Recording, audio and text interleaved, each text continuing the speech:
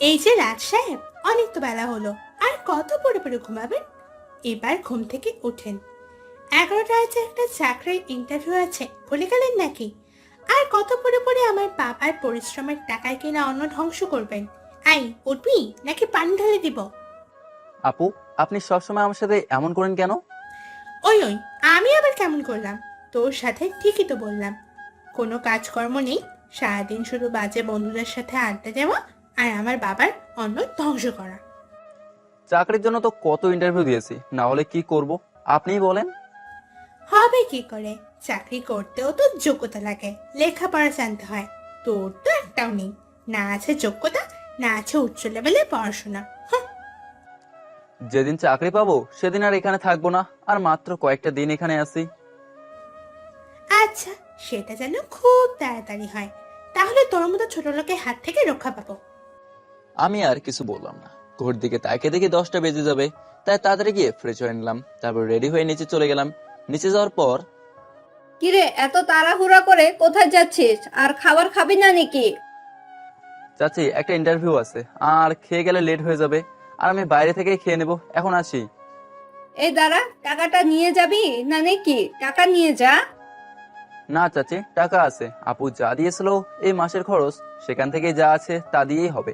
আর এমনিতেও তোমরা আমার জন্য অনেক করছো, আশ্রয় দিয়েছো, 3 বেলা খেতে দিচ্ছ, আবার টাকা নেব কিভাবে? খুব বড় হয়ে গেছিস তাই না? আমি বলেছি টাকা নিয়ে যাবি, মানে ব্যাস, টাকা নিয়ে যাবি। চাচি আমার দেরি হয়ে যাচ্ছে, পরে ইন্টারভিউ মিস হয়ে গেলে সমস্যা। আমি গেলাম, আল্লাহ হাফেজ। আরে টাকা তো নিয়ে যাবি। যা। ছেলেটা চলে গেল। নিশ্চয় লামিয়ে আজকে আবারও কিছু নিয়ে কথা শুনিয়েছে। মেয়েটাও যে কেন বুঝতে চায় না, সারাক্ষণ শুধু ওর সাথে লেগে থাকে। ছেলেটা খেয়েও গেল না। এদিকে বাসা থেকে বের হয়ে দাঁড়িয়ে আছি, 5 মিনিটের মতো দাঁড়িয়ে আছি, কোনো সিএনজি বা কোনো গাড়ি পাচ্ছি না। হঠাৎ একটা সিএনজি দেখতে পেলাম, তারপর সেটাতে উঠে ইন্টারভিউ এর জন্য রওনা দিলাম। যেতে যেতে আপনাদের পরিচয় দিয়ে দেই। যদিও অনেকেই আমাকে চেনেন, আমি ওমর ফারুক ফাহিম, ওরফে ফাহিম শেখ। আপাতত পড়াশোনা নাই, তাই বিন্দাস লাইফ। পরিবারের সদস্য বলতে আমি, বাবা আর মা, বাকিটা আর জানতে হবে না। আর এতক্ষণ কথোপকথন পরে বুঝেই গেছেন যে একজন আমার চাচি, আর লামি আমার চাচাতো বোন। বয়সে আমার ছোট, কিন্তু সে আমাকে সহ্য করতে পারে না, তাই তাকে আপনি করে বলতে বলে। প্রায় 20 মিনিট পরে অফিসে পৌঁছলাম। গিয়ে দেখি ইন্টারভিউ শুরু হয়ে গেছে, আর মাত্র 5 জন বাকি আছে। আল্লাহই জানে আমার নাম কি ডেকে ফেলছে নাকি। তারপর আরো 2 জনের ইন্টারভিউ নিল।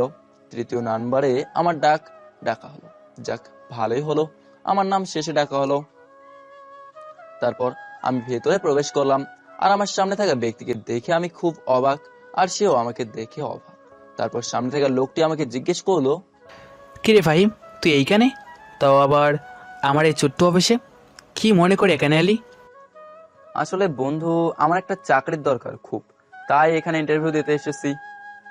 তারপর রেহান কলিগদের বাইরে পাঠিয়ে দিল, আর বাকি যারা ইন্টারভিউ দিতে এসেছিল তাদেরও চলে যেতে বলল।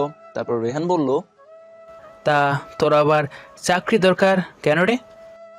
দোস্ত, তুই তো জানিস যে বিজনেস চাচা দেখাশোনা করে, আর তিনি যতদিন না আমাকে নিজ থেকে বিজনেসটা বুঝিয়ে দিচ্ছেন, ততদিন আমি ওনার কাছে বিজনেস আমার হাতে তুলে নিতে বলবো না। কারণ 5 বছর ধরে তিনি তো আমাদের এই বিজনেস সামলাচ্ছেন, আর তিনি না যতদিন নিজ থেকে বলছেন, ততদিন আমি ওনার কাছে কিছু চাইবো না। এখন ইন্টারভিউ নিবি কেনা বল। আর শোন, আমাকে মাঝে মাঝে কিছুদিন ছুটিও দিতে হতে পারে, প্লাস বিদেশও যেতে হতে পারে। এটা শোনার পর কেউ চাকরি দিতে চায় না। এখন বল, তুই চাকরি দিবি নাকি অন্য জায়গায় ইন্টারভিউ দিব? দূর শালা, কি যে বলিস না। এতে কোনো সমস্যা নাই। আর চাকরি নিয়ে তোকে চিন্তা করতে হবে না, কারণ তুই আমাদের কোম্পানিতে চাকরি করবি। এর থেকে বড় কথা আর কি হতে পারে? আর এমনি তো এই পোস্টে দুজনই লাগতো।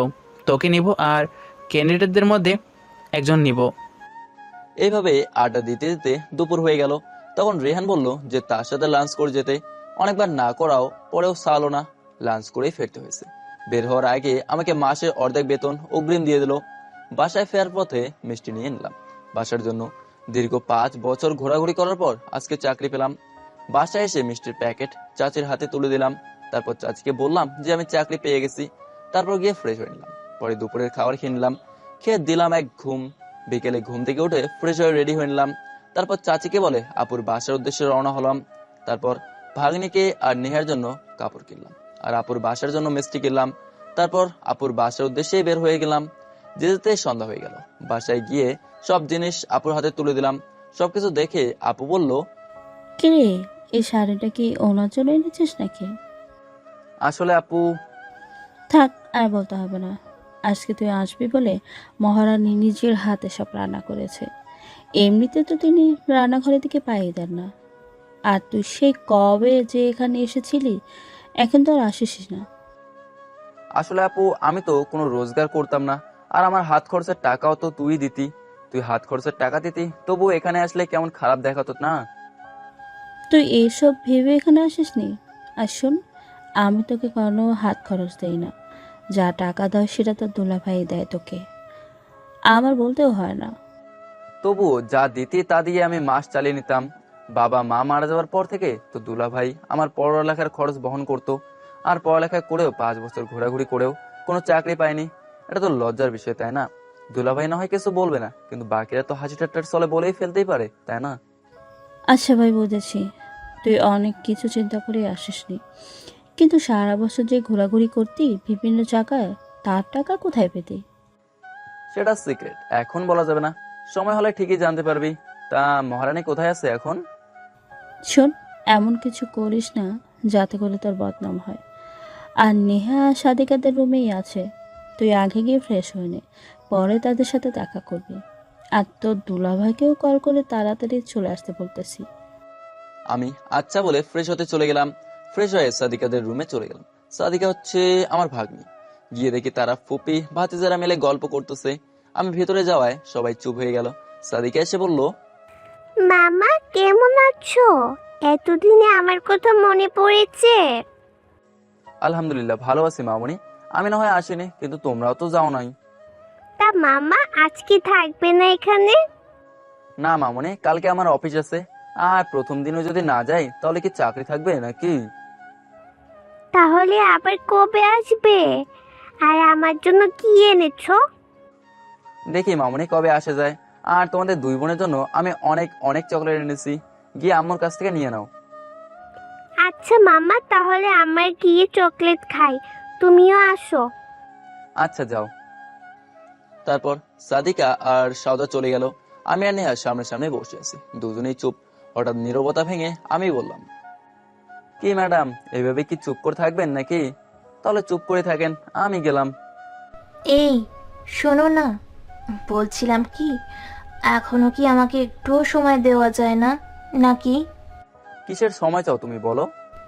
ছুটি দিনে বিকেলে আপনার সাথে একটু আলাদাভাবে সময় কাটাবো, দুজনে কোথাও নিরিবিলি জায়গায় বসে কথা বলবো। আসলে নেহা, আমি চাই তোমাকে সময় দিতে, কিন্তু আমি একজন বলেও বলতে পারলাম না। আর আমি আগে বেকার ছিলাম। তোমার ভাই যা হাত খরচ দিত তা দিয়েই কোনোভাবে চলে যেত। কিন্তু এখন চাকরি পেয়েছি, মাসে বেতনও পাবো, কিন্তু সব ছুটির দিনে ফ্রি থাকবো নাকি সেটা বলতে পারবো না। অবশ্যই আমি সবসময় চেষ্টা করব তোমাকে সময় দিতে। আচ্ছা, সমস্যা নেই, আমি তো এমনিতেই বলছিলাম। তা আজকে এখান থেকে গেলেই তো পারতেন। তা হয় না, নতুন চাকরি পেয়েছি, যদিও বন্ধুর অফিসে, তাও তো আমাকে সবার মতো করেই চলতে হবে। ইনশাআল্লাহ একদিন এসে থেকে যাব। আমরা কথা বলতেছি, তখনই আপুর ডাক গেল খাবার টেবিলে যাওয়ার জন্য। তারপর নিচে গিয়ে খাবার খেয়ে নিলাম। খাওয়া শেষ করে দুলাভাইয়ের সাথে বসে কিছুক্ষণ কথা বললাম। পরে সবার সাথে বিদায় নিয়ে বাসার উদ্দেশ্যে রওনা দিলাম। তারপর বাসায় এসে ফ্রেশ হয়ে ঘুমিয়ে গেলাম। চিফ ইরানি মাফিয়া আল আসাদ একটা প্ল্যান করতেছে বাংলাদেশে হামলা করার জন্য। আমাদের সকল এজেন্টদের অ্যাক্টিভ করে দাও, আর আল আসাদ এখন কোথায় আছে সেটার খবর লাগাও। আচ্ছা, আমাদের এজেন্ট এফএস এখন কোথায় আছে? স্যার, এফএস আমাদের নেটওয়ার্কের বাইরে আছে, আর তাকে আমরা কখনোই খুঁজে পাবো না যদি না সে নিজে ধরা দেয় আমাদের কাছে। I know, but he is a best agent of NSI, so find him immediately. Okay chief. সকালে ঘুম থেকে উঠে ফ্রেশ হয়ে নিচে নাস্তা করে চলে গেলাম। নাস্তা করে বাইরে বের হয়ে দেখি নতুন বাইক রাখা। তাদেরকে চাচিকে জিজ্ঞাসা করলাম যে এটা কার জন্য। তখন চাচি বলল যে চাচা এটা আমার জন্যই কিনে এনেছে, আজকে প্রথম চাকরিতে যাব বলে। তারপর চাচি আমাকে বাইকের চাবি দিয়ে চলে গেল। আমিও বাইক নিয়ে অফিসের উদ্দেশ্যে বের হলাম। অফিসে গিয়ে কাজ করছিলাম, এমন সময় ফোনে মেসেজ এলো। মেসেজ ওপেন করে দেখি এনএসআই হেডকোয়ার্টার থেকে মেসেজ। তারপর সারাদিন কাজ করে সন্ধ্যায় বাসায় গেলাম। ফ্রেশ হয়ে আমার সিক্রেট রুমে চলে গেলাম। রুমটাতে আমার রুমের ভেতর দিয়ে যেতে হয়, আর আমি ছাড়া কেউ সেই রুমে যেতে পারবে না। দরজায় ফিঙ্গারপ্রিন্ট দেওয়ার পর দরজা খুলে গেল, সাথে রুমের সব লাইট আর কম্পিউটার ওপেন হয়ে গেল। কিছুক্ষণ কম্পিউটারে ঘুতাঘুতি করে সব লগ আউট করে রুম থেকে বের হয়ে গেলাম। বের হয়ে দেখে লামিয়া আমার রুমে বসে আছে। আমাকে দেখে ভূত দেখার মতো চমকে উঠলো। তাই আমি জিজ্ঞাসা করলাম, কি হলো? আমাকে দেখে আপনি এভাবে চমকে উঠলেন কেন? তুই তুই কোথা থেকে এলি রুমে? আমি তো এখানে ছিলাম, কিন্তু আপনি হঠাৎ আমার রুমে যে? আম্মু তোকে নিচে ডাকছে ডিনার করতে। আপনি যান, আমি আসতেছি। তারপর লামিয়া চলে গেল। মনে শান্তি পেলাম যে সে আমাকে এই রুম থেকে বের হতে দেখেনি। লামিয়া রুম থেকে বের হওয়ার পর ভাবতে লাগলো, আমি তো রুমে ছিলাম, তাকে তো রুমে দেখিনি ঢোকার সময়, তাহলে সে বের হলো কোথা থেকে? আর যদি রুমে থাকতো তাহলে আমি তো তাকে দেখতে পাইনি কেন? এর আগেও অনেকবার এমন হয়েছে। তার রুমে কি কোনো সিক্রেট রুম আছে নাকি? এসব ভাবতে ভাবতে লামিয়া ডিনারের টেবিলে চলে গেল। কিছুক্ষণ পর আমিও চলে গেলাম ডিনার করতে। ডিনার করে রুমে এসে ঘুমিয়ে গেলাম। এদিকে হেডকোয়ার্টারে স্যার, রাত 8:05 আমাদের সার্ভারে একটা অজ্ঞাত মেইল আসে, আর সেটাতে লেখা আছে যে আল আসাদ এখন কক্সবাজারে দ্য কক্স হোটেলে আছে, রুম নাম্বার 302। স্যার, বুঝতেছি না এটা কি রিয়েল নাকি ফেক। ওকে, চলো আমরা এখনই সেখানে রওনা হব। পাখি হাতছাড়া হয়ে গেলে ধরতে কষ্ট হবে। চিফ, আপনি কি শিওর যে সেখানে গেলে পাবো? আর এটা তো ফেকও হতে পারে। আরিফ, তোমার এখনো অনেক কিছু শেখার আছে, কারণ তুমি শুধু মেইলটাই দেখেছো, কিন্তু মেইলটা কোন সার্ভার থেকে এসেছে সেটা দেখোনি। প্লাস মেইলটা যেই ডিভাইস থেকে পাঠানো হয়েছে তার আইপিও দেখোনি। ঠিকই তো চিফ, 1 মিনিট দেখে নেই। চিফ, এটা তো আমাদের সার্ভার থেকে এসেছে, প্লাস এই ডিভাইস থেকেই। কিন্তু এটা কি করে সম্ভব? এই ডিভাইসের অ্যাক্সেস কেউ কি করে পেতে পারে? এটা তো হাইলি সিকিউরেটেড ডিভাইস। এটা সাধারণ কারো পক্ষে সম্ভব না। এটা শুধু আমি আর আরেকজন ছাড়া কেউ পারে না, তাই তো সে ধরা ছোঁয়ার বাইরে। তার মানে আমাদের বেস্ট এজেন্ট এফএস এর কাজ এটা। কিন্তু স্যার, লগ ইন চেক দিলে তো দেখা যাবে যেটা কোথা থেকে অ্যাক্টিভেট করা হয়েছে। ওকে, আমরা যেতে যেতে গাড়িতে বসে তুমি চেক কইরো। এখন চলো ফার্স্ট। তারপর চিফ একটা টিম নিয়ে কক্সবাজারের উদ্দেশ্যে বের হয়ে গেল। সেখানে পৌঁছাতে সকাল 11টা বেজে গেল। তারপর চিফ সহ টিমের বাকিরা হোটেল থেকে খবর নিয়ে জানতে পারলো আবু আসাদ এখনো হোটেলেই আছে। তাই তারা দেরি না করে খুব সতর্কতার সাথে হোটেলে রেড করে আবু আসাদকে অ্যারেস্ট করে আর তাকে নিয়ে ঢাকার উদ্দেশ্যে রওনা দেয়। এদিকে সকালে ঘুম থেকে উঠে আমি খাবার খেয়ে অফিসে চলে গেলাম। মনোযোগ দিয়ে কাজ করতে লাগলাম। তখনই নেহার কল এলো। রিসিভ করার পর, হ্যালো, আপনি কোথায় আছেন? একটু তাড়াতাড়ি আসুন। কেন, কি হয়েছে? আর তুমি এমন ভয় পেয়ে আছো কেন? আর আমার সেখানে যেতে 10 মিনিটের মতো লেগে যাবে। প্লিজ তাড়াতাড়ি আসুন, আমার খুব ভয় করছে। আচ্ছা, আমি এক্ষুনি আসছি বলে অফিস থেকে বের হয়ে বাইক নিয়ে রওনা দিলাম।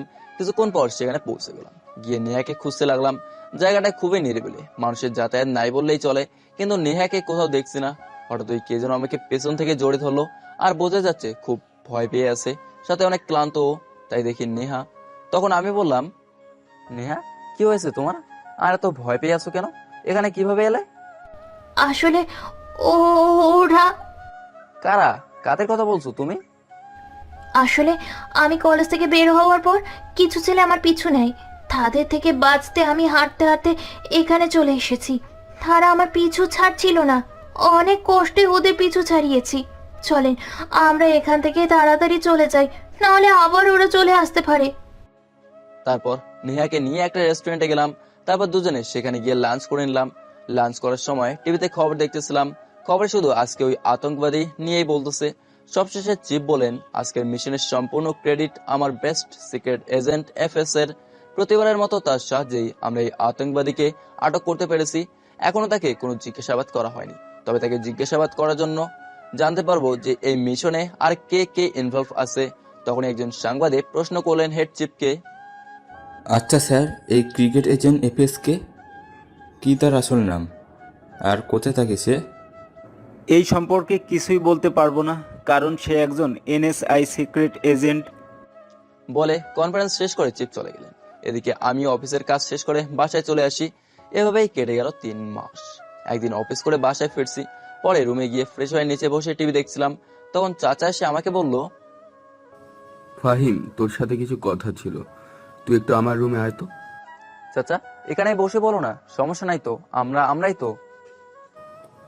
আচ্ছা তাহলে শুন, আমাদের যেই ফ্যামিলি বিজনেসটা আছে সেটাতে তোর বাবা 70% ছিল আর আমার 30% ছিল।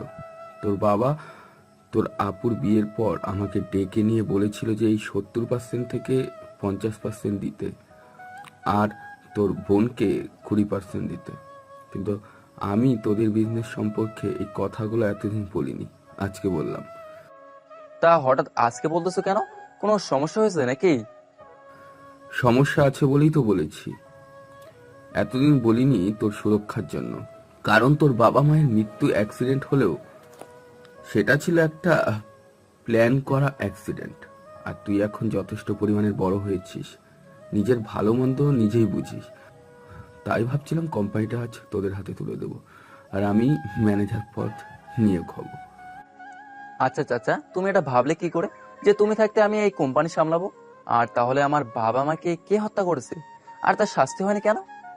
আসলে তোর বাবা অনেক ভালো বিজনেস বুঝতো, তাই আমাদের কোম্পানি ছিল বিশ্বের মধ্যে 3য় কোম্পানি, যা একটা ছোট দেশ হয়েও আন্তর্জাতিক বাজারে নিজের নাম তুলে দিতে পেরেছে। তাই অনেক বড় বড় বিজনেসম্যান অনেক প্রপোজাল নিয়ে এসেছিল আমাদের পার্টনার হওয়ার জন্য, কিন্তু তোর বাবা রাজি হয়নি। তাই তোর বাবাকে খুন হতে হয় দুবাইয়ের ডন আবু ওসমানের হাতে।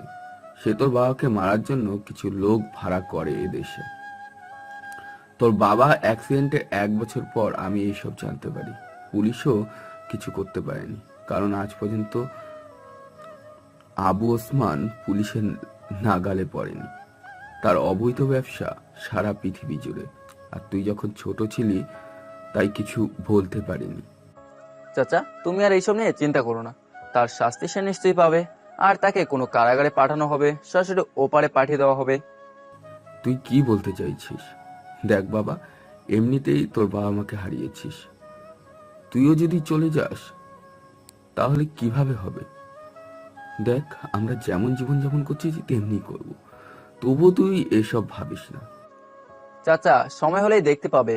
আর আমাকে কিছু কাজের জন্য চট্টগ্রামে দেখতে হবে, রাতে রওনা দেব।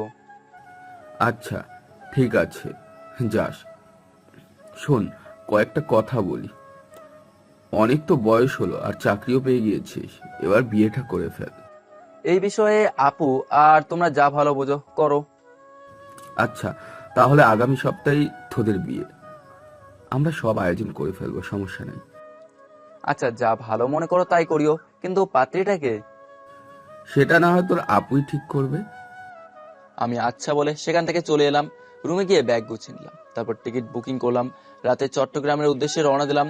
যেতে যেতেই সকাল হয়ে গেল। বাস থেকে নেমে হোটেলে চেক ইন করলাম, তারপর ফ্রেশ হয়ে সকালে নাস্তা করলাম। নাস্তা শেষ করে কাজে চলে গেলাম। মানে যেই কাজটা করার জন্য এসেছিলাম সেই কাজটা শেষ করার জন্য একটা নির্জন জায়গায় গেলাম। সেখানে গিয়ে একটা লোককে দেখতে পেলাম, তার কাছে গিয়ে কুশল বিনিময় করে নিলাম। তারপর কাজের কথা বলে আবার হোটেলে ফিরে এলাম। তারপর রেস্ট নিলাম কিছুক্ষণ। বিকেলে উঠে একটু ঘুরতে বের হলাম। ঘোরাঘুরি শেষ করে সন্ধ্যাবেলা হোটেলে ফিরতে হলো। তারপর হোটেলে বিল মিটিয়ে ঢাকার উদ্দেশ্যে রওনা দিলাম। সকালে বাসায় পৌঁছে গেলাম। রুমে গিয়ে ফ্রেশ হয়ে রেস্ট নিলাম। দুপুরে খাওয়া দাওয়া করে কিছুক্ষণ রেস্ট নিয়ে একটু ঘুরতে বের হলাম। আজকে ফ্রি আছি, তাই নেহাকে সাথে নিয়ে যাব ঘুরতে। যেই ভাবা সেই কাজ, তাই আপুর বাসায় চলে গেলাম নেহাকে পিক আপ করতে। কিন্তু সেখানে গিয়ে নেহাকে পাইনি। নেহা নাকি তার এক বান্ধবীর সাথে দেখা করতে গেছে কিছুক্ষণ আগে, তাই একা একাই চলে গেলাম রমনা পার্কে। সুন্দর মনোরম পরিবেশ, হাঁটতেও ভালো লাগে। পার্কে গিয়ে বাইক পার্ক করে 10 টাকার বাদাম কিনে নিলাম হাঁটতে খাওয়ার জন্য। বাদাম খেতে খেতে হাঁটতে লাগলাম। কিছু দূর যাওয়ার পর চোখ আটকে গেল একজোড়া কাপলকে দেখে। তাদের কাছে গিয়ে আরো বেশি অবাক হয়ে গেলাম, কারণ কাপলটা ছিল নেহা সাথে আরেকটা ছেলে। বাহ ভালো, আপনি না বান্ধবীর সাথে দেখা করতে গেছেন? তাহলে এই আপনার সেই বান্ধবী? ভালো, চালিয়ে যান বলেই সেখান থেকে চলে আসতে লাগলাম। এই যে শুনুন। আমি কিছু শুনতে চাই না। আর কিছু না বলে সেখান থেকে চলে এলাম। বাসায় এসে নিজের রুমে চলে গেলাম। আর সেই সব পুরোনো দিনের কথাগুলো মনে পড়ছে। আমার আর নেহার প্রথম দেখা, তারপর তার সাথে করা দুষ্টুমের কথা, ফ্ল্যাশব্যাক। আপুর বিয়ে হচ্ছে, তাই আমরা সবাই অনেক হইচই করছি, অনেক আনন্দ করছি সবাই মিলে। কিন্তু আবার কষ্টও হচ্ছে যে আপু চলে যাচ্ছে। তারপর আপুর বিয়েটা হয়ে গেল। আপুর সাথে আমি তার বাসায় যাই। বিয়ের আগেই আপুর থেকে জানতে পারি যে আপুর নাকি একটা ননদ আছে আমার বয়সী। সে পড়ালেখায় আমার থেকেও অনেক ভালো। সে নাকি এখন বিদেশে পড়াশোনা করে। কিন্তু তখন নেহার সাথে আমার দেখা হয়নি। আপুর বিয়ের 2 বছর পর বাবা মা একটা অ্যাক্সিডেন্টে মারা যায়। তখন আমি ইন্টার 2য় বর্ষে পড়ি। তাই আমার পড়ালেখার সুবাদে আমাকে আমেরিকা পাঠিয়ে দেওয়া হয়। সেখান থেকে পড়ালেখা শেষ করে দেশে আসার পরে NSI তে চাকরি পাই। কিন্তু আমার শর্ত ছিল আমি সবার থেকে আলাদাভাবে কাজ করব, আর আমার পরিচয় কখনো কারোর সামনে যেন না আসে। তারপরেই একদিন ভাগ্যক্রমে নেহার সাথে দেখা আমাদের হয়। তারপর তার সাথে তুমুল ঝগড়া হয়। কিন্তু তখনও আমি জানতাম না যে ওই আপুর ননদ। একদিন আমি আপুর বাসায় যাই আমার হাত খরচের কিছু টাকা আনার জন্য। সেখানে গিয়ে আমি অবাক হয়ে যাই, কারণ আপুর বাসায় গিয়ে আবার নেহাকে দেখতে পাই, আর নেহ আমাকে দেখতে পেয়ে অবাক। তাই আমাকে জিজ্ঞেস করলো, এই, আপনি এখানে কি করেন? নিশ্চয়ই আমার পিছু করছেন। আপনাদের মতো ছেলেদের আমি ভালো করেই চিনি। সুন্দরী মেয়ে দেখলেই হয়েছে, তাদের পটানোর ধান্দা শুরু করে দেন। এক্সকিউজ মি, আমি মোটেও আপনার পিছনে নেই। আমার কোনো শখ নেই ময়দা সুন্দরীদের পিছনে ঘোরার। আর আমি পটাবো আপনাকে, যার পিছনে 1000টা মেয়ে ঘোরে, সে নাকি পটাবে একটা ময়দা সুন্দরীকে। How funny. তাই যদি হয় তাহলে আপনি এখানে কেন? সেটার কৈফিয়ত আপনাকে দিতে বাধ্য নই। হঠাৎই আমাদের কথার মাঝখানে সাদিকা চলে এলো। এসে আমাকে জিজ্ঞেস করলো, আসসালামু আলাইকুম মামা, কেমন আছো? ওয়ালাইকুম সালাম, আলহামদুলিল্লাহ ভালো। তুমি কেমন আছো মামুনি? আমিও ভালো আছি। তুমি কখন এলে? আর দাঁড়িয়ে আছো কেন? বসো। এই তো মামুনি, একটু আগেই এলাম। তা তোমার আম্মু কোথায়? আম্মু তো বাবার সাথে বাহিরে গেছে। আচ্ছা তুমি বসো, আমি দাদুকে বলতেছি নাস্তা দেওয়ার জন্য। এই সাদিয়া, এটা কে রে? ফুপি, এইটা আমার মামা।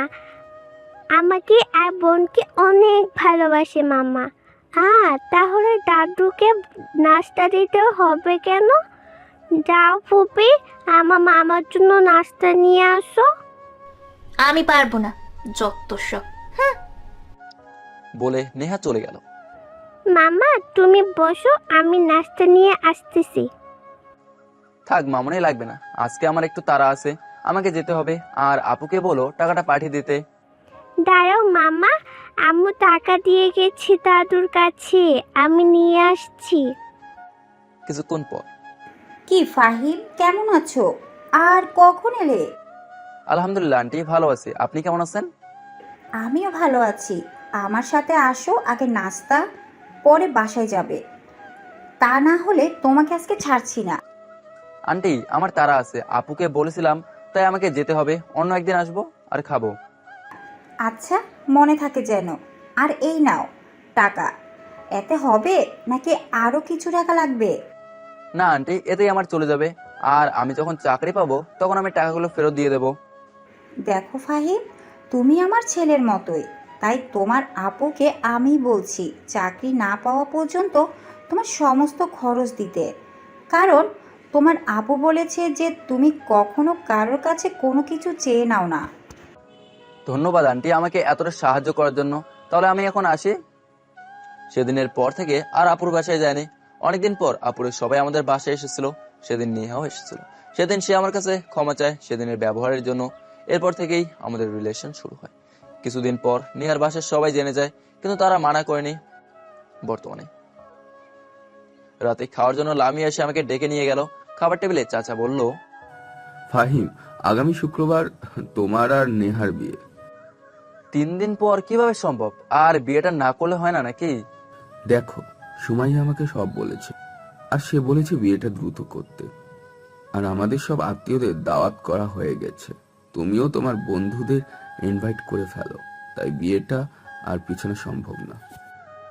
আচ্ছা বলেই খাবার খেয়ে রুমে চলে এলাম। তারপর হোয়াটসঅ্যাপ গ্রুপে মেসেজ দিয়ে বললাম সবাইকে 2 দিনের ভেতরে আমার বাসায় থাকতে, যে যেখানে থাকুক না কেন। সবাই বললো যে চলে আসবে। তারপর আর কি ঘুমিয়ে গেলাম। সকালে ঘুম থেকে উঠে দেখি অনেকগুলো মিসড কল এসেছে। ওপেন করে দেখি সবগুলো নেহা দিয়েছে। তারপর কল ব্যাক না করে ব্লক করে দিলাম। আপনারা ভাবছিলেন কল রিসিভ করবো, ভুলেও না। তারপর ফ্রেশ হয়ে নাস্তা করে অফিসে চলে গেলাম। সেখানে সবাই আমাকে অগ্রিম শুভেচ্ছা জানালো। পরে নিজের ডেস্কে বসে কাজ করতে লাগলাম। হঠাৎ মোবাইলটা বেজে উঠছে। বের করে দেখলাম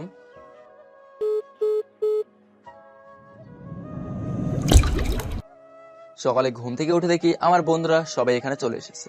তাদের দেখে আমি অবাক হয়ে জিজ্ঞেস করলাম, কি রে তোরা হঠাৎ এত সকালে এখানে? আর সিয়াম, তোর না আমেরিকা যাওয়ার কথা ছিল 2 দিনের লাইগা গতকাল রাতে?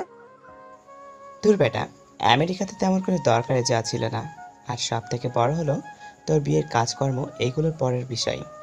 আর শালা, তুই তো বলছিলি 2 দিনের ভেতরে এখানে থাকতে, কিন্তু কী কারণে তা বলিস নাই। চাচা গতকাল কল করে বলে যে তোর বিয়ে, তাই আজকে চলে আসতে, তাই আমরা চলে এলাম। যাক, এসেছিস ভালোই হলো। এখন চাচার সাথে হাতে হাতে সব কাজ করে দিবি, আর আমি শুধু দেখবো যে তোরা কাজ ঠিক মতো করিস কিনা। তাদের সাথে কথা বলছিলাম কিভাবে সাজালে বাইরে সুন্দর হবে, তখনই আপুর কল রিসিভ করে, হ্যাঁ আপু বল, কোনো সমস্যা নাকি? ভাবি ব্যস্ত আছেন? ও আচ্ছা, দোস্ত তোরা এখানে বস, আমি একটু আসতেছি বলে একটু সাইডে চলে গেলাম। তা আপনি হঠাৎ করে কল দিলেন যে? বিয়েটা ভেঙে দেওয়ার জন্য নাকি? আমি আগেই বলে দিচ্ছি, বিয়েটা আমার পক্ষে ভাঙা সম্ভব না, কারণ এই বিয়েতে লুকিয়ে আছে 2 পরিবারের সম্মান। আমি এজন্য কল দেইনি, আসলে ও বুঝতে পারছি যে আপনার বয়ফ্রেন্ড আপনাকে হুমকি দিচ্ছে, আপনি এই বিয়ে করলে সে সুইসাইড করবে। এতে আমার কিচ্ছু যায় আসে না, এখন রাখি, অনেক কাজ বাকি আছে বলেই কল কেটে দিলাম। আসলেই তো আমার এই বিয়েটা ভেঙে দেওয়া উচিত, কারণ সে তো এখন আর আমাকে ভালোবাসে না, সে হয়তো অন্য কাউকে ভালোবাসে, আর তাকেই তো বিয়ে করা উচিত যাকে ভালোবাসে যায়। তারপর আবার বন্ধুদের কাছে চলে এলাম। পরে হলুদের অনুষ্ঠানে কি করা যায় আর বাড়িটা কোন ডেকোরেশনকে দিয়ে সাজানো যায় সেসব নিয়েই কথা বলতে লাগলাম। চাচাও আমাদের সাথে যোগ দিলেন। অপরদিকে নেহা আমার সাথে কথা শেষ করে নিজের ঘরে চুপচাপ বসে আছে, মন খারাপ করে, সাথে কান্নাও করছে। হঠাৎ আপু নেহার কাছ থেকে আপুর ফোন আনতে গিয়ে দেখে নেহার এই অবস্থা। আপু নেহাকে জিজ্ঞেস করে কি হয়েছে। নেহা বলতে চায়নি, অনেক জোরাজোরি করায় নেহা বলল, আসলে ভাবি কালকে যে উনি আসবেন আমি জানতাম না। গত বলেছিলাম না আপনাকে যে আমার এক বান্ধবীর সাথে দেখা করতে যাব। হ্যাঁ বলেছিল, আর তুমিও তো গিয়েছিলে, কিন্তু সমস্যা কোথায় হলো? আসলে ভাবি আমার বান্ধবীর বাসায় যাওয়ার পর ও ওর স্বামীর সাথে ঘুরতে যাবে বলল, সাথে আমাকেও নিয়ে গেল। হঠাৎ তার একটা কল আসে, সে কথা বলার জন্য সাইডে চলে যায়, আর তখন আমি ওর জামাইয়ের সাথে কথা বলছিলাম। হঠাৎ কোথা থেকে জানি উনি চলে আসলেন, আর উনি ভাবলেন যে এটা নাকি আমার নতুন বয়ফ্রেন্ড। তা নিয়ে উনি আমার সাথে কথাও বলছেন না ঠিক করে। কথা না বললে ওনাকে সত্যিটা বলবো কিভাবে ভাবি, তুমি বলো। দেখো নেহা, আমি এত বছরে যতটুকু বুঝতে পেরেছি, সে তোমাকে অনেক ভালোবাসে। আর আমার ভাই এখনো সেই ছোট্টটি রয়ে গেছে, নিজের ভালোবাসার জিনিসের ভাগ কাউকে দিতে চায় না। আমার যখন তোমার ভাইয়ের সাথে বিয়ে হয়, তার আগে যখন মার ওর পছন্দের কোনো খাবার রান্না করতো, সে একাই সেটা খেত, আমাকে একটু দিত না। আর সে সেই খাবার শুধু একজনকে ভাগ বসাতে দিত। কিন্তু আমাদের বিয়ের আগের বছরই সেও আমার ভাইকে রেখে চলে যায়। সেখান থেকে কোনো দিনও ফেরা সম্ভব না। তখন সে অনেক ভেঙে পড়েছিল, কারোর সাথে ঠিকমতো কথাও বলতো না। তুমি কখনো ভাবতে চেষ্টা করোনি যে কি কারণে 2 পরিবারে তোমাদের সম্পর্কের কথা মেনে নিয়েছে? তা ঠিক, ভাইয়াকে আমি অনেকবার জিজ্ঞেস করেছিলাম যে আমাদের ব্যাপারটা এত সহজে মেনে নিল কিভাবে। শুধু আমার দিকে তাকিয়ে 2 পরিবার তোমাদের ভালোবাসার সম্পর্ক মেনে নিয়েছে। কারণ সেদিন আবার ভাই টাকা নিতে এসেছিল, তখন তোমার সাথে ঝগড়া হয় অনেক। মা আমাকে বলেছিল, আমি সেদিন অনেক খুশি হয়েছিলাম, কারণ দীর্ঘ 1.5 বছর পর আমার ভাই কারোর সাথে অনেকক্ষণ কথা বলেছিল। সেদিনে আমি তোমার ভাইয়ের কাছে বলেছিলাম তোমাদের ব্যাপারে, তোমার ভাইও মেনে নিয়েছিল, শুধু বলেছিল যে ভাই চাকরি পেলে তোমাদের বিয়ে হবে। কিন্তু দেখো আল্লাহর কী লীলা খেলা, তার আগেই তোমাদের মধ্যে সম্পর্ক সৃষ্টি হয়ে গেছে। এইসব নিয়ে আর ভাবিও না, সব ঠিক হয়ে যাবে।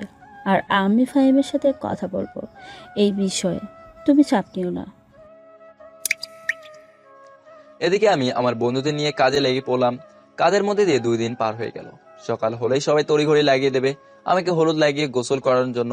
সারা রাত শুধু পার্কে সেই কথাটাই মনে পড়ছিল। কোনো রকমের রাতটা পার করলাম। সকালে ফ্রেশ হয়ে নিলাম, বন্ধুরা উঠে ফ্রেশ হয়ে নিচে চলে আসলো, সবাই মিলে নাস্তা করে নিলাম। কিছুক্ষণ পর গিয়ে ফুল নিয়ে এলো গাড়ি আর আমার রুম সাজাতে। তারপর সবাই গাড়ি সাজাতে ব্যস্ত হয়ে গেল। গাড়ি সাজানো শেষে একে একে সবাই গোসল করতে চলে গেল। আমিও গোসল সেরে নিলাম। পরে বন্ধুরা আমাকে রেডি করে দিল, তারা নিজেরাও রেডি হয়ে নিল। তারপর নিচে চলে গেলাম, গিয়ে দেখি স্যার অর্থাৎ এনএসআই চিফ এসেছেন। ওনার সাথে গিয়ে কুশল বিনিময় করে নিলাম। পরে সবার সাথে আলাপ করে দিলাম, কিন্তু তিনি কি কাজ করেন সেটা বলেনি। আর তিনি বাবার খুব ভালো বন্ধুও বটে, তাই আমাকে একটু স্পেশাল। তারপর 1টার দিকে আপুর বাসার মানে আমার হবু শ্বশুর বাড়ির উদ্দেশ্যে রওনা দিলাম। 30 মিনিট পরে সেখানে পৌঁছে গেলাম। তারপর বিয়ের পর্ব শেষ করা হলো। পরে সবাই খেতে বসে পড়লো। আমার জন্য আবার স্পেশাল খাবারের ব্যবস্থা করা হয়েছে। বুঝিনি তো, শাওরানার খাবারটা তো একটু আলাদা হবেই। আমি আর বন্ধুরা মিলে সেই খাবার খেলাম। তারপর মাওলানা সাহেব দোয়া করলেন আমাদের দাম্পত্য জীবন সুখের হওয়ার উদ্দেশ্যে। এখন বিদায়ের পালা। নেহা সে কি কান্না শুরু করে দিল আসার সময়। সেখানে আমার সান্ত্বনা দেওয়ার কথা, সেখানে আমি আগে এসে গাড়িতে বসে আছি। এই বিষয়টা দেখে সবাই অবাক যে জামাই বউকে রেখে গাড়িতে বসে আছে। পরে নেহাকেও গাড়িতে উঠিয়ে আমার পাশে বসে দিল।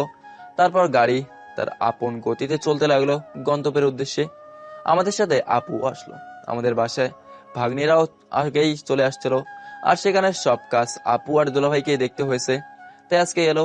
বাসায় আসার পর থেকেই সবাই নতুন বউকে দেখা নিয়ে ভিড় জমিয়ে ফেলছে। আমি রুমে গিয়ে ফ্রেশ হয়ে নিলাম। পরে বন্ধুদের সাথে ছাদে চলে গেলাম আড্ডা দিতে দিতে রাত প্রায় 12টা বেজে গেল। তখন আপু ছাদে এলো, আর এসেই আমার সব বন্ধুদের নিচে চলে যেতে বললো যে আমার সাথে নাকি কথা আছে, তাই তারা যেন নিচে চলে যায়। তারা চলে যাওয়ার পর আপু আমাকে বলল, দেখ ভাই, তুই যখন যাই চেয়েছিস তাই তোকে দিয়েছি, কখনো মানা করিনি। তোর দুলা ভাইও কখনো তোকে কোনো কিছু ছেলে মানা করেনি। কারণ যদি আজ বাবা মা থাকতো তাহলে তোর সব ইচ্ছাই হয়তো আমাদের থেকেও ভালোভাবে পূরণ করতো। হঠাৎ আজকে এইসব কথা বলতেছিস, তাও আবার এই সময়ে? কোনো কারণ ছাড়া নিশ্চয়ই আর এগুলো বলতেছি না। তার কারণটাই তো জানতে চাইছি, বল কি কারণে এইসব বলছিস? শোন, আজকে তোকে এই কথাগুলো বলছি বলে ভাবিস না তোকে দয়া করেছি। আমি বোন হয়ে কখনো তোকে দয়া করতে পারি না। বাবা মায়ের পরে আমার যা দায়িত্ব সেটাই শুধু পূরণ করেছি। আর একটা কথা সবসময় মনে রাখবি, আমরা যা চোখে দেখি তা সবসময় সত্যি হয় না। আপু কি বলছিস, কিছুই বুঝতে পারছি না আমি। আচ্ছা, এখন রুমে যা, নেহা একা একা বসে আছে। আর শোন, আজকের রাতটা সকল নারী পুরুষের ক্ষেত্রে একটা স্মরণীয় রাত। এমন কিছু করিস না যেন মেয়েটাকে সারা জীবন কান্না করে কাটাতে হয়। আশা করি কি বলেছি তুই বুঝেছিস, কারণ আমি জানি আমার ভাইটা এতটা অবুঝ না। সে সবসময় ভালো মন্দ ভেবেই কাজ করে। আচ্ছা এখন চল, তোকে রুমে দিয়ে আসি। বলে আপু আমাকে রুমে নিয়ে আসলো। রুমে গিয়ে দেখি রুমটা খুব সুন্দর করে ফুল দিয়ে সাজানো, কিন্তু যা ফুল দিয়েছে সবগুলো অতিরিক্ত সুবাসযুক্ত, যা আমার একদমই সহ্য হচ্ছে না। দাঁড়িয়েছি এমন সময় নেহা এসে আমাকে সালাম করলো। নেহাকে যে আমি উঠাবো সেই শক্তিটাও পাচ্ছি না। ফুলের ঘ্রাণে যেন আমার সারা শরীর শক্তিহীন হয়ে গেছে। যেখানে দাঁড়িয়ে আছি সেখান থেকে 1 ইঞ্চিও সরার শক্তি পাচ্ছি না। চোখেও কেমন ঝাপসা ঝাপসা দেখতেছি। তারপর আর কিছু মনে নাই। যখন চোখ খুলাম দেখি যে সকাল হয়ে গেছে, আর আমার রুমে কোনো ফুল নেই। আমি বিছানায় শুয়ে আছি, আর নেহা আমার বুকের উপর শুয়ে আছে। কাল রাতে কি হয়েছিল কিছুই বুঝতেছি না। যতটুকু মনে আছে, আমি তো খাটের থেকে অনেকটা দূরে ছিলাম।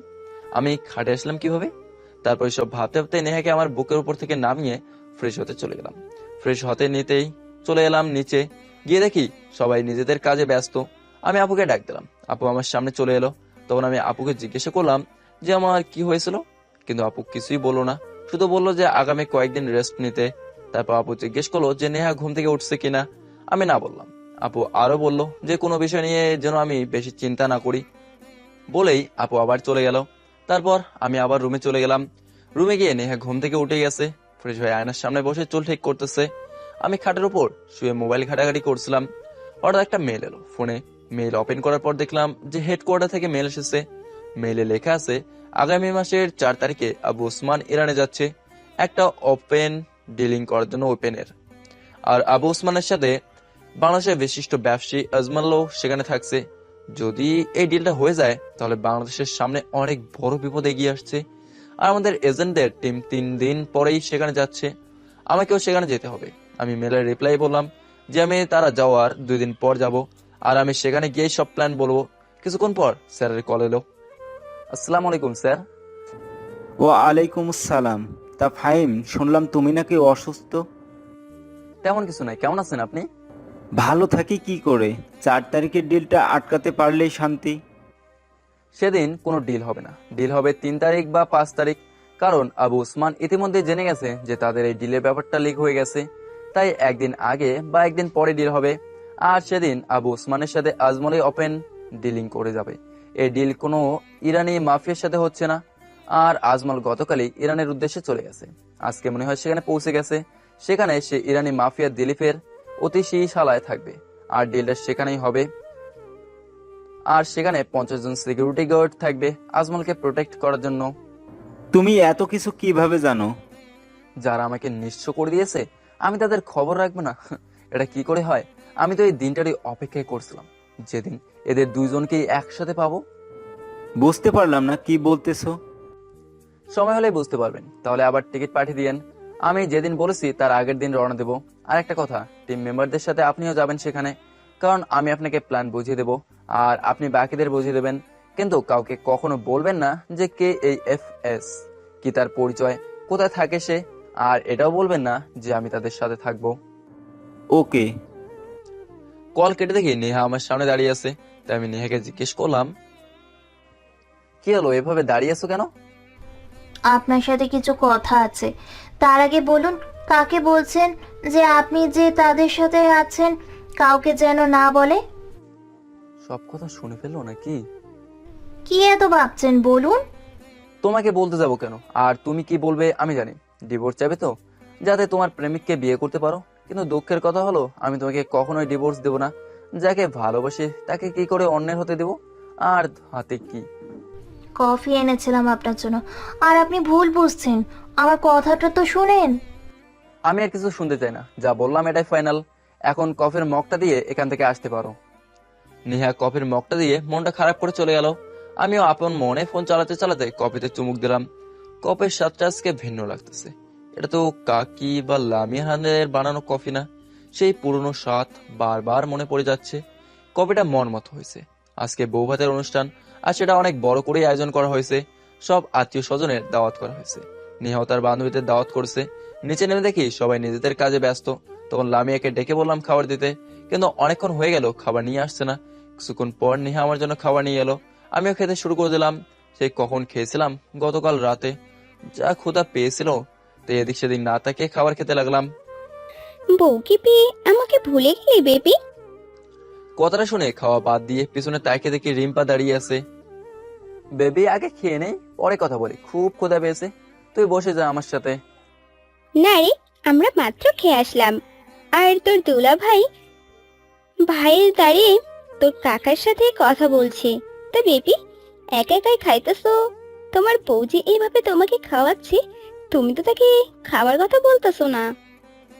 বেপি তুমি তো ঠিকই বললা, সমস্যা নাই, ও খেয়ে নেবে নি পরে। এই নেহা, তুই খেয়ে নে। এই হাঁদারাম কখনো মুখ ফুটে তোকে খেতে বলবে না। তারপর রিম্পার সাথে কথা বলতে বলতে খাওয়া শেষ করলাম। তা চলো বেপি, দেখি সেই কপাল পড়া কে যে আমার এই বেপিটাকে বিয়ে করছে। আচ্ছা চল, তোকে আলাপ করিয়ে দিই। তারপর রিম্পু, মানে বন্ধুরা সবাই রিম্পাকে রিম্পু বলে ডাকি। তার জামাইকে ডাক দিল। তাকে দেখে তো আমি পুরাই অবাক, কারণ নেহার সাথে সেদিন পার্কে যাকে দেখেছিলাম এটাই সেই লোক। কি রে হাঁদারাম, কোথায় হারিয়ে গেলি? শোন, এই হচ্ছে আরিফ, আমার স্বামী। আর আরিফ এ হচ্ছে...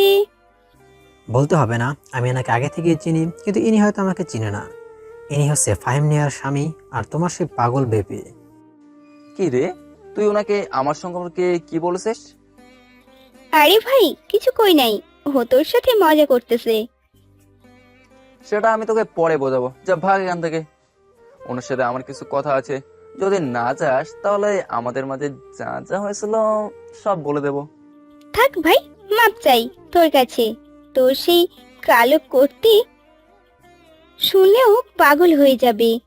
যা বাদামির কোটে তুই, তা নিয়ে তো আমাদের প্রায় ঝগড়া হতো। এই তো গুড, সব মনে আছে। এখনো দাঁড়িয়ে আছিস কেন? যা এখান থেকে।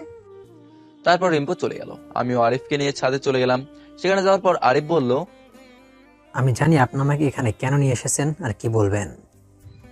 মানে বুঝলাম না। আপনি সেদিনের বিষয় সম্পর্কে জানতে আমাকে এখানে নিয়ে এসেছেন। আসলে সেদিন আমরা তোমার বিষয়ে কথা বলছিলাম। আমাদের কথার মাঝখানে হঠাৎ রিম্পুর একটা দরকারি কল আসে, তাই একটু সাইডে যায় কথা বলার জন্য। তখনও নেহার সাথে তোমার সম্পর্কে কথা বলতেছিলাম, কিন্তু হঠাৎ করে তুমি জানি কোথা থেকে চলে আসো আর আমাদের একসাথে দেখে ভুল বোঝো। সব থেকে বড় কথা হচ্ছে আমি নেহার কাজিন। আসলে আমি সেদিন বুঝতে পারিনি, তাই এমন রিয়্যাক্ট করেছিলাম। তার জন্য আমি খুবই দুঃখিত। পারলে ক্ষমা করে দিবেন। ধুর, কি যে বলো না। এখন থেকে তুমি নেহার স্বামী, মানে আমার ফুফাতো বোনের স্বামী।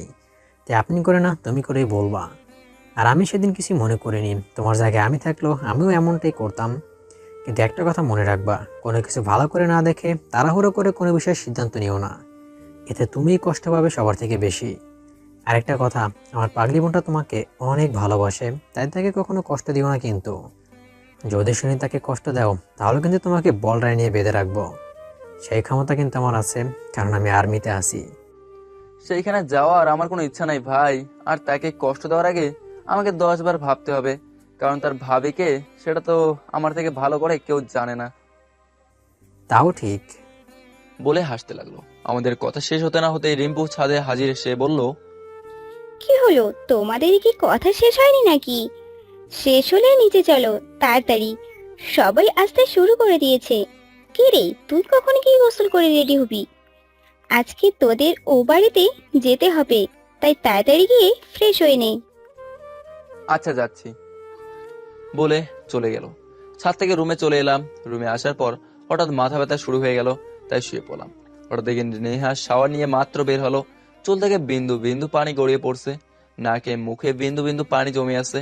কিন্তু মাথা ব্যথার জন্য কিছুই ভালো লাগছে না, শরীর পুরো ঘেমে গেছে। আমার এই অবস্থা দেখে নেহা আমাকে জিজ্ঞেস করলো, আপনার কি হয়েছে? এমন করছেন কেন? আপনার পুরো শরীর দেখি ঘেমে গেছে। আপুকে ডাক দিব নাকি? তেমন কিছু না, মাথাটা খুব ব্যথা করতেছে। আমার ড্রয়ারে দেখো মাথা ব্যথার মলম আছে, ওটা নিয়ে আসো। আচ্ছা, আপনি শুয়ে থাকুন, আমি মলম এলে কপালে মালিশ করে দিচ্ছি। বলেই নেহা মলম আনতে চলে গেল। মলম নিয়ে এসে মাথায় মালিশ করে দিল। এখন একটু ভালো লাগছে, তাই উঠে গোসল করে নিলাম। গোসল শেষ করে পাঞ্জাবি আর জিন্স প্যান্ট পরে নিলাম। পরে আমি আর নেহা নিচে চলে গেলাম। সবাই সেখানেই আছে। গতকাল যারা আসতে পারেনি, আজকে তারা এসে বউ দেখা নিয়ে ব্যস্ত। তারপর সবাই খাওয়া দাওয়ার পর্ব শেষ করলো। এবার পালা নেহাদের বাসায় যাওয়ার। সন্ধ্যায় আমরা নেহার বাসার উদ্দেশ্যে রওনা দিলাম। সেখানে পৌঁছাতে পৌঁছাতে 8টা বেজে গেল। তারপর নেহার সাথে তার রুমে গিয়ে ফ্রেশ হয়ে নিলাম। পরে সবার সাথে বসে ডিনার করে নিলাম। আরিফ আর রিম্পু ছিল, তাদের সাথে খাওয়া দাওয়া শেষ করে রুমে চলে গেলাম। গিয়ে মোবাইল নিয়ে বসে পড়লাম। তখন এই রুমে আপু এলো, এসে বলল যে কালকে ডাক্তারের কাছে যেতে। গতকাল নাকি ডাক্তার কিছু টেস্ট লিখে দিয়েছিল, সেগুলো করিয়ে আবার তাকে দেখাতে বলেছে। আমি বললাম ঠিক আছে। পরে আপু চলে গেল। আপু চলে যাওয়ার পর আমি শুয়ে পড়লাম আর ভাবতে লাগলাম কিভাবে নেহার থেকে ক্ষমা চাওয়া যায়। এইসব ভাবতে ভাবতেই ঘুমিয়ে গেলাম। সকালে ঘুম থেকে উঠে ফ্রেশ হয়ে নিলাম। নেহা এখনো ঘুম থেকে ওঠেনি। ফ্রেশ হয়ে নিচে চলে গেলাম। গিয়ে নাস্তা করে ডাক্তারের কাছে চলে গেলাম। আসসালামু আলাইকুম আঙ্কেল, কেমন আছেন? ওয়ালাইকুম আসসালাম। আলহামদুলিল্লাহ ভালো। তুমি কেমন আছো এখন? আলহামদুলিল্লাহ, আমিও ভালো আছি। আপনি নাকি বলেছিলেন কিছু টেস্ট করাতে, তাই এলাম আর কি। হ্যাঁ, সেদিন কী কারণে তুমি সেন্সলেস হয়ে গিয়েছিলে তা জানার জন্য কিছু টেস্ট করতে হবে। তুমি রিদানের সাথে গিয়ে টেস্টগুলো করিয়ে নিয়ে আসো। আচ্ছা আঙ্কেল, আমি যাচ্ছি। তারপর রিতার সাথে গিয়ে সব টেস্ট করে নিলাম। সাথে সিটি স্ক্যানও করছিল, কিন্তু কেন করছি কিছুই বুঝিনি। সব টেস্ট করি আঙ্কেলের কেবিনে চলে এলাম। এসে আচ্ছা আঙ্কেল, বিল কত হলো সেটা তো রিতা বলেনি।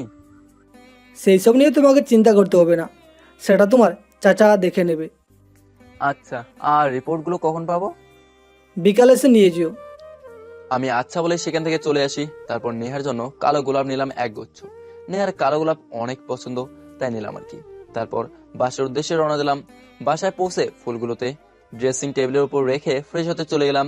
ফ্রেশ হয়ে নিচে গেলাম। যাওয়ার পর আপু জিজ্ঞাসা করলো যে রিপোর্ট কখন দেবে। আমি বললাম আঙ্কেল বলেছে বিকেলে গিয়ে নিয়ে আসতে। আপু বললো যে আমার আর যেতে হবে না, দুলাভাই আসার সময় নিয়ে আসবে। আর আমাকে রুমে গিয়ে রেস্ট নিতে বললো। তাই আমি রুমে চলে গেলাম। যাওয়ার আগে আপুকে জিজ্ঞেস করলাম যে নেহা কোথায়। আপু বললো যে ভাগনাদের সাথে ছাদে গেছে। আপুর কাছ থেকে রুমে গেলাম। রুমে গিয়ে ফুলের তোড়া নিয়ে ছাদে চলে গেলাম। গিয়ে দেখি ফুপি ভাতিজারা গল্প করতেছে, তাই আমি তাদের পিছনে দাঁড়িয়ে একটা কাশি দিলাম। তারপর কাশির শব্দ শুনে নেহা আর ভাগ্নারা চলে যেতে লাগলো। তখন আমি বললাম, মামারা তোমরা নিচে যাও তো, তোমার আন্টির সাথে আমার কথা আছে। আচ্ছা মামা। তারপর তারা নিচে চলে গেল। আমি আর নেহা দুজনেই কিছুক্ষণ নীরবতা পালন করলাম।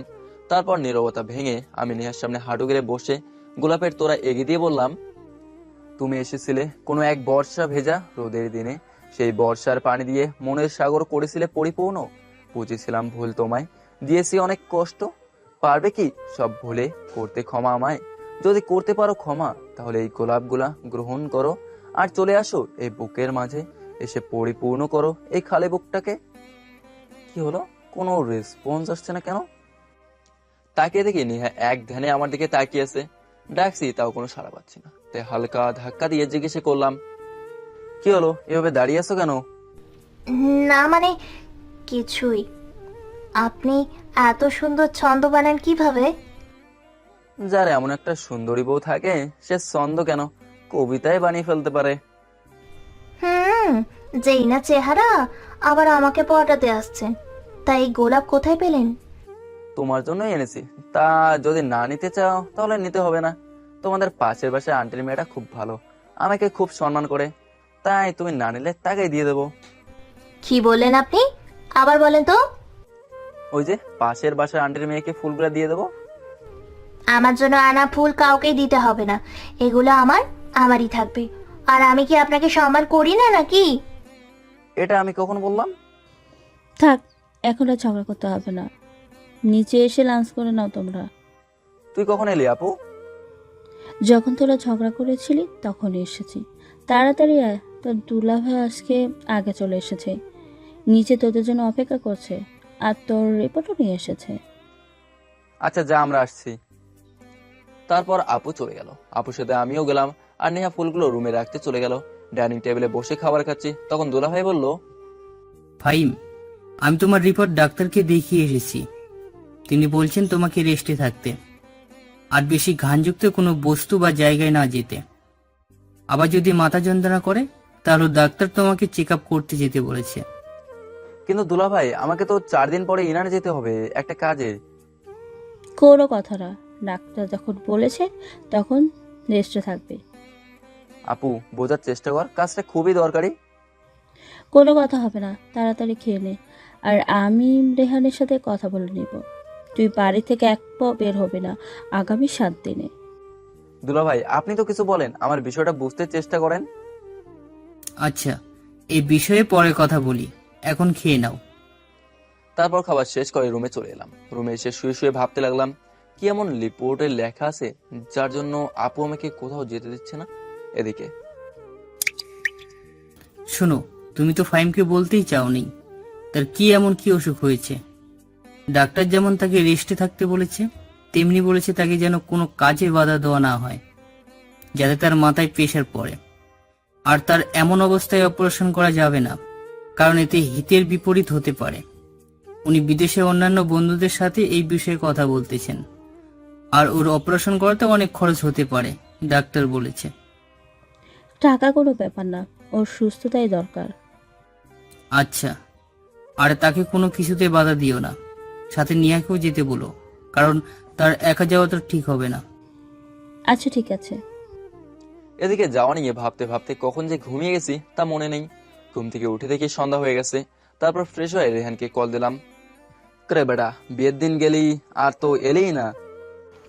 আরে না রে মামা, একটু কাজের চাপ বেড়ে গেছে। 3 দিন ছুটিতে ছিলাম তো, অনেক ফাইল জমা গেছে, সেগুলো চেক করে সাইন করতে করতে জীবন তেজপাতা হয়ে যাইতেছে। বেশি না মামা, আর 15 দিন পরে আমি আবার অফিসে যাব। কি 15 দিন পরে? যা সারা, বিয়ে করে তো বইয়ের আসলের নিচে আটকে গেছস। না রে মামা, একটা কাজে দেশের বাইরে যেতে হবে, আর শরীরটাও ভালো না, ডাক্তার রেস্টে থাকতে বলছে, আর কাজটাও জরুরি, তাই বিদেশ যেতে হবে। আচ্ছা ঠিক আছে, তাহলে এখন রাখি, বাবাকে সময় দে। বলে কল কেটে দিল। ফোন রেখে তাকিয়ে দেখি আপু দাঁড়িয়ে আছে। তখন আপু বলল, শোন, তুই না বলেছিলি যে দেশের বাইরে যাবি কিছুদিনের জন্য, যেতে পারিস, কিন্তু যাওয়ার সময় নেহাকেও নিয়ে যাস। নতুন বিয়ে করেছিস, এমনিতেও তো ওকে সময় দিতে পারিসনি আগে, তাই দুজন একসাথে যাবি। এই কথা যেন কোনো নজর হয় না। যদি না হয় তাহলে কিন্তু যাওয়া ক্যান্সেল করে দিব। আপু, আমি সেখানে ঘুরতে যাচ্ছি না, একটা কাজে যাচ্ছি। আমি কোনো কথা শুনতে চাই না। হয়তো নেহাকে নিয়ে যাবি, নয়তো যাওয়া ক্যান্সেল। আচ্ছা ঠিক আছে, নিয়ে যাবনি। পরে আপু চলে গেল। আমি আঙ্কেলকে মেলে পাঠালাম যে আমার জন্য যেন 2টা টিকিট কাটে। তারপর আর কি রাতে সবাই মিলে আড্ডা। রাতের খাবার খেয়ে সবাই নিজেদের মতো যার যার রুমে গিয়ে শুয়ে পড়লো।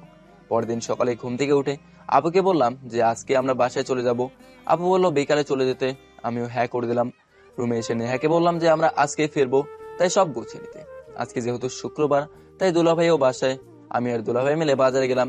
বাজারের সব থেকে বড় মাছটা নিলাম বাসার জন্য। আরো কিছু টুকটাক বাজার করে বাসায় ফিরে আসলাম। বাসায় এসে সকলে নাস্তা করে নিলাম। পরে দুলাভাই, আমি আর ভাগ্নিরা বসে টিভি দেখতে দেখতে গল্প জুড়ে বসলাম। নেহা, আপু আর আন্টি রান্নাঘরে রান্না করতেছে, টিভি আর গল্প করতে করতে আজান দিয়ে দিল। তারপর গিয়ে গোসল করে নামাজে চলে গেলাম। নামাজ শেষ করে বাসায় এসে ফ্রেশ হলাম। তারপর সবাই মিলে লাঞ্চ করলাম। একসাথে লাঞ্চ করে রুমে গিয়ে কিছুক্ষণ রেস্ট নিলাম। বিকেলে আমার বাসার উদ্দেশ্যে রওনা দিলাম। বাসায় আসতে আসতে সন্ধ্যা হয়ে গেল। রাস্তায় অনেক জ্যাম থাকায় বাসায় এসে রুমে গিয়েই ফ্রেশ হয়ে নিলাম। চাচা চাচি বাসায় নেই, কোথায় জানি গেছে, রাত হবে ফিরতে। লামিয়া এসে বলে গেল। আর ওনারা নাকি জানতো না যে আমরা আজকে ফিরবো। কি আর করার, রুমে বসে টিভি দেখতে লাগলাম। রাত 10টার দিকে নেহা এসে খাবারের জন্য ডাক দিল। নিচে গিয়ে খেয়ে নিলাম। খাওয়া শেষ করে সোফায় বসে টিভি দেখছিলাম। তখনই চাচা চাচি চলে এলো। এসেই আমাদের দেখে অবাক। চাচি জিজ্ঞাসা করলো, কিরে তোরা কখন এলি? আর আসার আগে জানালি না যে? আসলে চাচি, আমাকে একটা কাজে বাইরে যেতে হবে, তাই চলে এলাম আর কি। আর তোমরা নাকি কোথায় দাওয়াতে গেছো, তাই আর কল দেয়নি। আচ্ছা, ডিনার করেছিস নাকি রান্না করে দিব? হ্যাঁ করেছি, তোমরা অনেক জার্নি করেছো। এখন গিয়ে ফ্রেশ হয়ে শুয়ে পড়ো, আমরা এখন ঘুমাতে যাব। বাকি কথা না হয় কাল সকালেই হবে। আচ্ছা আমি যাচ্ছি, তোরাও গিয়ে শুয়ে পড়, রাত তো আর কম হয়নি। বলে চাচি চলে গেল। আমরা রুমে চলে এলাম, এসে ঘুমিয়ে গেলাম। সকালে ঘুম থেকে উঠে ফ্রেশ হয়ে নিচে নাস্তার টেবিলে চলে গেলাম। নাস্তা করার শেষে বসে টিভি দেখছিলাম। তখনই একটা পার্সেল এলো আমার নামে। গিয়ে সেটা রিসিভ করি। পার্সেলটা খুলে দেখি 2টা প্ল্যানের টিকিট, সাথে একটা চিঠি। চিঠিটা খুলে দেখি লেখা আছে, এটা আমার পক্ষ থেকে তোমাদের বিয়ের উপহার। যখন 2টা টিকিটের কথা বলেছিলে তখনই বুঝেছিলাম। আর কালকে সকাল 10টায় ফ্লাইট, কোনো ভুল যেন না হয়। সময় মতো চলে আসবে, আমি সেখানে অপেক্ষা করব। ইতি, তোমার আঙ্কেল। তারপর নেহাকে ডাক দিয়ে বললাম যে রাতে সব প্যাকিং করে ফেলতে, আর কাল সকাল 10টায় ফ্লাইট। তারপর রুমে এসে প্ল্যান করতে লাগলাম কিভাবে ওদের দুজনকে মেরে ফেলা যায়। আমার কাছে ওদের মেরে ফেলার মতো পাওয়ার আছে, কিন্তু সেখানে এত বড় মাফিয়া আসছে, তার সিকিউরিটিও তো তেমনই কঠিন থাকবে। তারপর সারাদিন কোনোভাবে কাটিয়ে দিলাম। পরের দিন সকালে ঘুম থেকে উঠে ফ্রেশ হয়ে নাস্তা করে নিলাম। পরে আমি আর নেহা রেডি হয়ে নিলাম। দুলাভাই আর আপু এসে আমাদের এয়ারপোর্টে বিদায় দিয়ে গেল। 10টায় প্লেন আকাশে উড়াল দিল আমাদের গন্তব্যে। অনেকক্ষণ পর প্লেন ইরানে পৌঁছে গেল। প্লেন থেকে নেমে দেখি আঙ্কেল আমাদের রিসিভ করতে এসেছে। তারপর ওনার সাথে আমরা হোটেলে গেলাম। আঙ্কেলের পাশের রুমটাই আমাদের জন্য দেওয়া হয়েছে। হোটেলে গিয়ে ফ্রেশ হয়ে রেস্ট নিলাম। রাতে খাওয়ার পর নেহাকে ঘুম পাড়িয়ে দিয়ে আমি আঙ্কেলের রুমে গিয়ে আঙ্কেলকে সব প্ল্যান বুঝিয়ে দিয়ে আসলাম। আর আঙ্কেল খবর দিলেন যেন কাল বিকালে ওসমান আর আজমল মিটিং করে ডিল ফাইনাল করবে, আর এখানকার পুলিশও আমাদের সাপোর্ট করবে। আমি আঙ্কেলকে বললাম সবাই যেন কালকে নিজেদের পজিশন নিয়ে রেডি থাকে। তারপর রুমে এসে ঘুমিয়ে গেলাম। সকালে ঘুম থেকে উঠে ফ্রেশ হয়ে নাস্তা করে নিলাম। উদ্দেশ্য একটা আন্টির বাসায় যাব, এখান থেকে 20 মিনিটের রাস্তা। আর নেহাকে সেখানেই রেখে আসবো। আমি চাই না ও এই বিষয়ে কিছু জানুক, আর আজকের এই মিশন সম্পর্কে যেন না জানে, কারণ আজকের এই মিশনে ফিরে আসতেও পারি, আবার নাও আসতে পারি। তাই আমার ওর জন্য কষ্ট হচ্ছে। সমস্যা নেই, যদি কিছু হয়েও যায়, মানে মারা যায়, তাও তো সে আর এতদিন আমাকে মনে রাখবে না। একদিন আমি না থাকায় হয়তো আমাকে ভুলে অন্য কাউকে জীবনে জায়গা দেবে। এসব ভাবতে ভাবতে কখন যে চোখে পানি চলে এলো বুঝতেই পারিনি। চোখে পানি দেখে নেহা জিজ্ঞাসা করছিল। আমি উত্তরে বলেছিলাম যে অনেকদিন পর আন্টির বাসায় যাচ্ছি, তাই। তারপর আন্টির বাসার উদ্দেশ্যে রওনা দিলাম। কিছুক্ষণ পর আন্টির বাসায় পৌঁছে গেলাম। আন্টি তো আমাদের দেখে মহা খুশি। কাজের চাপে বিয়েতে যেতে পারেনি, ভিডিও কলে আমাদের বিয়ে দেখেছিল। পরে আন্টির সাথে গল্প করে কিছুক্ষণ পরে ফারিয়া অর্থাৎ আন্টির মেয়ে এলো। তখন আন্টি চলে গেল রান্না করতে। দুপুরে আন্টির বাসায় খেলাম। আন্টি জিজ্ঞাসা করলো যে কোথায় উঠছি। আমি হোটেলের কথা বলায় আন্টি খুব রাগ করলো। তিনি বললেন তাদের বাসায় যেন আজকেই চলে আসি, আর যতদিন এখানে আছি তাদের বাসায় থাকতে। অনেক মানা করার পরেও আন্টি রাজি হয়নি, তাই নেহাকে আন্টির বাসায় থাকতে বলে আমি চলে আসি, আর বলে আসি যে ফেরার সময় ব্যাগ নিয়ে ফিরবো। সেখানে এসে আঙ্কেলের কাছে চলে গেলাম। সবাই সেখানে ছিল। আমাকে দেখে সবাই অবাক। সবাই শুধু আঙ্কেলকে আমার কথা জিজ্ঞাসা করছিল। তখন আঙ্কেল বলল যে আমি ওনার বন্ধুর ছেলে, আর এই মিশনে তাদের সাথে থাকবো। তারপর আমরা মিশনের উদ্দেশ্যে বের হয়ে এলাম। দেখলাম সিকিউরিটি অনেক টাইট, আর পুলিশরাও নিজেদের পজিশন নিয়ে রেডি আছে। তারপর আমরা এক এক করে বাইরের গার্ডগুলোকে মেরে দিয়ে ভেতরে প্রবেশ করলাম। এত কিছু পুলিশ সদস্য আহত হয়েছে, তাদেরকে হাসপাতালে পাঠানো হয়েছে। সাথে আমাদেরও একজন এজেন্ট আহত হওয়ায় তাকেও হাসপাতালে পাঠানো হয়েছে। এখন আবু ওসমান আর আজমল খান বেঁচে আছে। ভেতরে ঢোকার সময় যে সামনে পড়ছে তাকে স্ক্যাও মানে গুলি করে মেরে ফেলছি। একেবারে হলরুমে ঢুকে দেখি আবু ওসমান আর আজমল সামনাসামনি বসে কথা বলছে। দরজার শব্দ শুনে তাকে দেখে যে আমরা দাঁড়িয়ে আছি। তাড়াতাড়ি করে পিস্তল বের করে গুলি করতে নিলে আমি আজমলকে মাথা বরাবর গুলি করে দেই, আর সাথে সাথে আজমল মাটিতে লুটিয়ে পড়ে। এবার আবু উসমানের পালা, আর সে হচ্ছে আন্ডারগ্রাউন্ডের ডন। বিভিন্ন দেশের পুলিশ তাকে খুঁজছে, কিন্তু কেউ ধরতে পারছে না। আর সে এখন আমাদের সামনে দাঁড়িয়ে আছে। অর্ডার হচ্ছে তাকে ধরে নিয়ে যাওয়া, কিন্তু আমি তাকে সরাসরি বুকের বাঁ পাশে গুলি করে দেই। গুলি করার সাথে সাথেই কে যেন মাথার পেছনে জোরে আঘাত করে, আর মাথায় প্রচন্ড যন্ত্রণা করা শুরু করে। হঠাৎ গুলির শব্দ পাই, আর কিছু মনে নেই আমার টিমের মেম্বাররা আমার থেকে কিছুটা দূরে ছিল, আর সেই সুযোগে কেউ একজন এসে মাথায় বাড়ি দেয়। আমার যখন জ্ঞান ফেরে তখন দেখি আমি হাসপাতালের বেডে শুয়ে আছি। পাশে আপু, দুলাভাই, চাচা, চাচি, নেহা বসে আছে। আমার চোখ মেলে তাকানো দেখে সবার মুখে হাসি ফুটে উঠেছে। আপুকে জিজ্ঞাসা করে জানতে পারি যে আজ 3 দিন পর আমার জ্ঞান ফিরেছে। সবার মুখে শুধু একটাই প্রশ্ন, যে আমরা ওখানে ঘুরতে এসেছি, তাহলে আমার এই অবস্থা কিভাবে হলো? আর আমি তো আন্টির বাসা থেকে ভালোভাবেই ফিরছিলাম। আসলে আন্টির বাসা। আমি বলার আগেই ডাক্তার চলে এলো, এসে বলতে লাগলো, হাই মিস্টার, এখন কেমন বোধ করছেন? আলহামদুলিল্লাহ ভালো। আর 3 দিন পর আমার জ্ঞান ফিরেছে মানে? আসলে আপনাকে যখন এখানে নিয়ে আসা হয় তখন আপনার অবস্থা খারাপ ছিল। মাথায় আঘাত লাগার ফলে অনেক রক্ত বের হয়ে গিয়েছিল। এখানে নিয়ে আসার সাথে সাথেই আপনার মাথা আমরা ব্যান্ডেজ করে দিই। তারপর আপনার মাথা স্ক্যান করে দেখতে পাই যে মাথায় একটা টিউমার আছে। সম্ভবত টিউমারটি আপনার ব্রেনের সাথে যুক্ত ছিল। আপনার মাথায় আঘাত লাগার ফলে টিউমারটি ব্রেন থেকে আলাদা হয়ে যায়, আর সেই সুযোগে আমরা অপারেশনটা করে সেটা বের করতে সক্ষম হয়েছি।